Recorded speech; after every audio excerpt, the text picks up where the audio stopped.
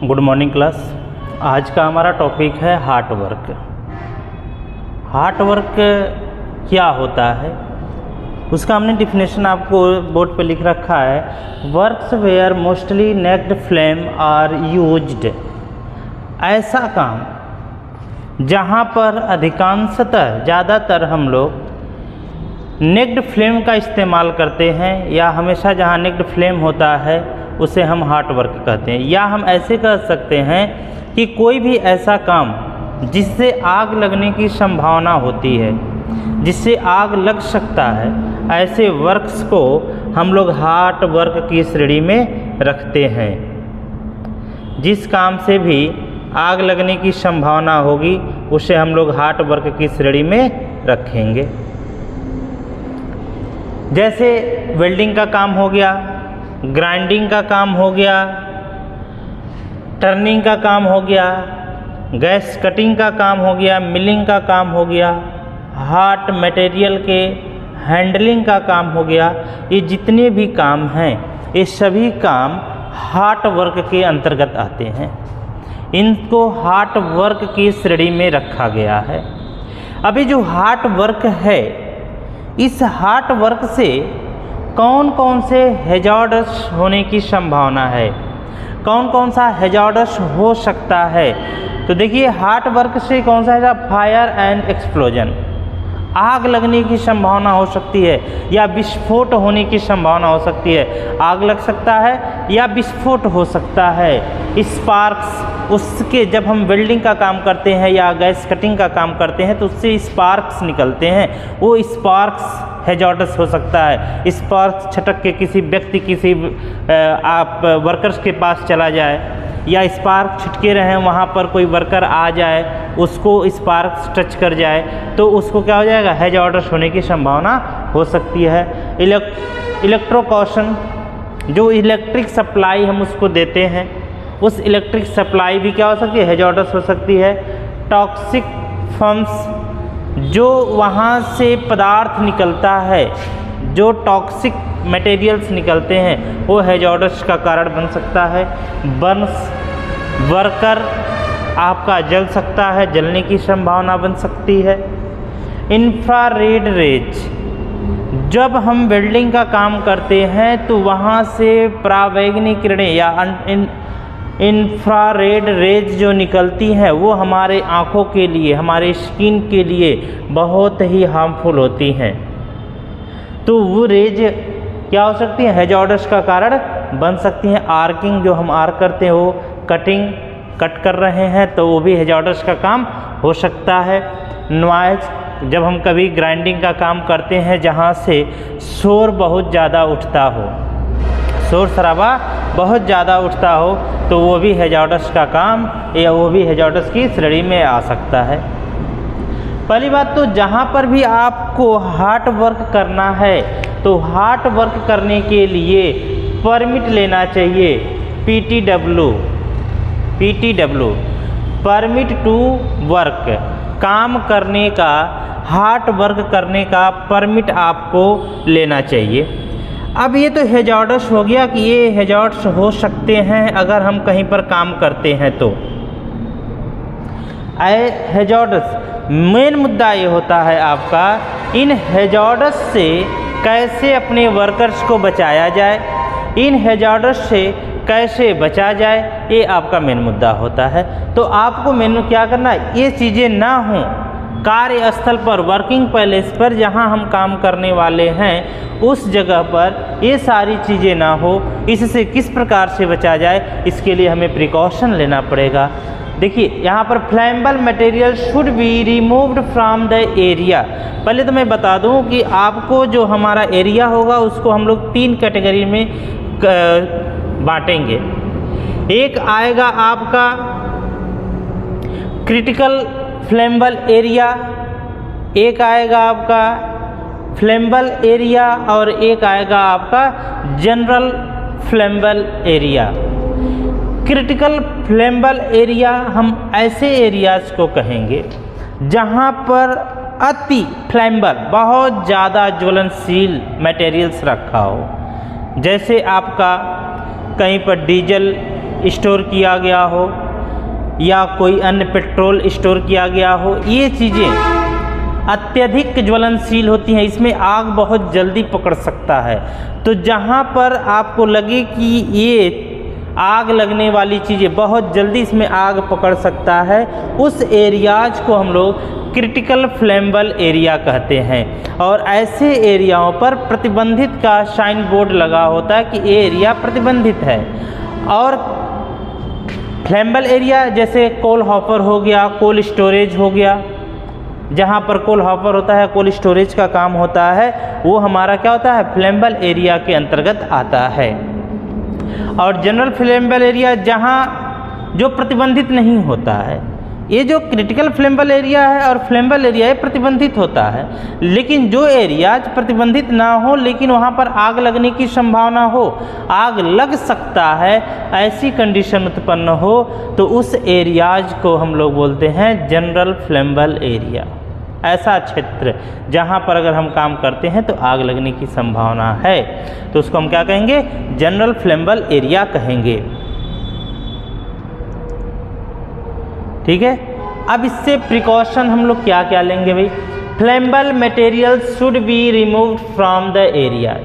कोई ऐसा क्षेत्र, कोई ऐसा एरिया जहां आप हार्ड वर्क करने वाले हैं, अगर वहां पर कोई फ्लेमेबल मटेरियल है तो उस फ्लेमेबल मटेरियल्स को आप वहां से रिमूव कर दीजिए, हटा दीजिए। अगर आप फ्लेमेबल मटेरियल्स को वहां से रिमूव नहीं कर पाते हैं तो उस फ्लेमेबल मटेरियल्स को आप क्या करिए, कवर करिए विथ फायर ब्लैंकेट्स।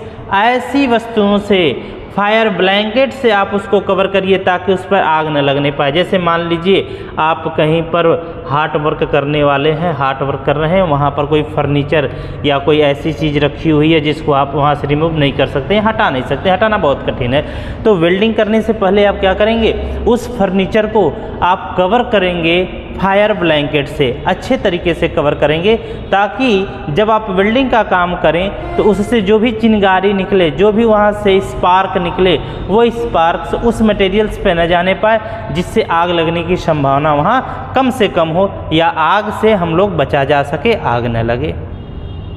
ठीक है। अगला है फ्लोर इज स्वेप्ट क्लीन। जहाँ पर भी आपको हार्ड वर्क करना हो वो फ्लोर एकदम क्या होना चाहिए, साफ़ सुथरा होना चाहिए, क्लीन होना चाहिए, किसी भी प्रकार का वहाँ पर मटेरियल्स नहीं गिरा होना चाहिए। ऐसा ना हो आप हार्ड वर्क कर रहे हैं, वहाँ ऑलरेडी मान लीजिए पेंट का काम हुआ, पेंट गिरा है, पेंट भी एक ज्वलनशील पदार्थ है, एक ज्वलनशील, एक फ्लेमेबल मटेरियल्स है जिसमें आग लग सकता है।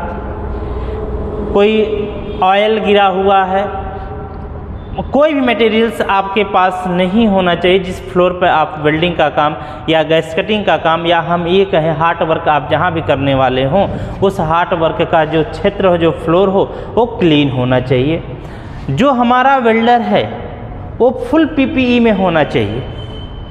क्या होना चाहिए उसके पीपीई में, क्या चीज़ें होनी चाहिए, फुल लेंथ लेदर ग्लव्स, उसके हाथों में फुल लेंथ लेदर ग्लव्स होना चाहिए, हाथों में यहाँ तक पूरा वो ग्लव्स पहना होना चाहिए। एप्रॉन होना चाहिए उसके पास, एप्रॉन हो, वेल्डिंग हेलमेट हो, वेल्डिंग हेलमेट उसके पास होना चाहिए। लेदर लेग गार्ड हो, पैरों में भी पूरा घुटनों तक का जो शूज आता है लेदर का, वो शूज उसको पहना होना चाहिए। अगर कोई चिंगारी छिटक के आएगी तो लेदर से टकरा करके वो रुक जाएगी और उसका जो स्किन है वो जलने से बच जाएगा उस हमारे वेल्डर का। Hand slips and filter mask, filter mask भी आपको पहनना है, जिससे जो भी टॉक्सिक गैसेस वहाँ पर निकलेंगी उनको आप इनहेल नहीं कर पाएंगे, वो बच जाएगा आपके बॉडी के अंदर जाने से। 30 milli ampere ELCB and earthing shall be provided. आप जहाँ पर भी वेल्डिंग का काम कर रहे हैं, अगर 30 मिली एम्पियर वहाँ पर ELCB होनी चाहिए और उसके प्रॉपर तरीके से अर्थिंग की व्यवस्था होनी चाहिए, उसको अर्थ किया जाना चाहिए। तो ये आपको हार्ड वर्क करते समय ये सारी चीज़ें आपको ध्यान में रखनी पड़ती है। अगर कोई हार्ड वर्क ऐसा है जिसको आप उस फ्लैम्बल एरिया में न जा कर के फ्लैम्बल एरिया से बाहर ही रह कर के काम को कर सकते हैं। तो उस वर्क को आप फ्लैम्बल एरिया से बाहर रह करके ही करने की कोशिश करिए या कर दीजिए। अगर ज़रूरी है बाहर से वो काम नहीं हो पाता है तो हमें वहाँ जा कर के उस काम को करना ही पड़ता है, तो हम वहाँ जा कर के हार्ड वर्क को अपने कंप्लीट करेंगे। ठीक है,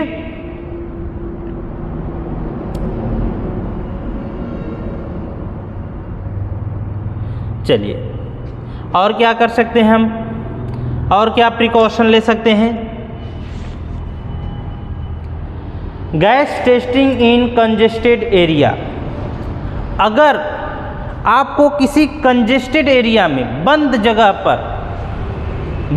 पर अगर आपको हार्ड वर्क करना है, चाहे वेल्डिंग, गैस कटिंग या मिलिंग, जिस भी प्रकार का आपको हार्ड वर्क करना है, तो आपके पास वहाँ पर एक मेजरमेंट होना चाहिए जो वो मेजर करके बता सके यहाँ पर कौन सी गैसेस हैं। भाई कंजेस्टेड जगह होगा तो वहाँ पर गैस के उत्पन्न होने की और जो भी थोड़ी गैस रहेगी उसी एरिया में पूरा कवर की हुई रहेगी या फैली रहेगी। अगर जो गैस फ्लैम्बल गैस हुआ तो जैसे ही हम वेल्डिंग के लिए आग जलाएंगे, जैसे ही हम कटिंग के लिए आग जलाएंगे, तो उस एटमॉस्फेयर में जो कि कंजेस्टेड एरिया होने के कारण बहुत थोड़ी जगह होता है, तो उस एटमॉस्फेयर में आग फैल जाएगी। जो गैसेस उसमें तैर रहे होंगी उन गैसों में आग लग जाएगी और आग लग जाने से क्या होगा, आदमी जो हमारा वर्कर वहाँ काम कर रहा है, जो हमारा वेल्डर वहाँ पर होगा, उसको हैजार्ड्स हो सकता है।